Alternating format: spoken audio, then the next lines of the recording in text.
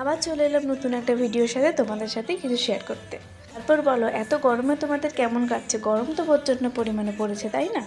সেই দিন ছিল আমাদের একটা বিয়েবাড়ি, চলে গেছিলাম সেদিন রেডি হয়ে বিয়েবাড়িতে।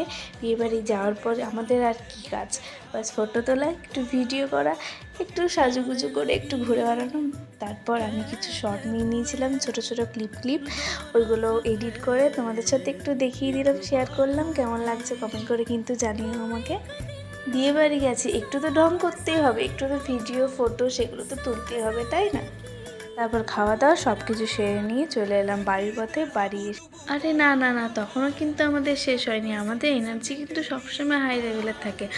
আর এত রাতে, তখন বাজে প্রায় 3টে, তখনও আমরা একদম ফুল এনার্জিতে পুরো একদম ডান্স করছিলাম। যাই হোক, আমাদের এনার্জি কখনও নিচে না, মানে একদম সবসময় হাই লেভেলে থাকে। আর তখন বাড়ির লোক সবাই ঘুমিয়ে গেছে প্রায়।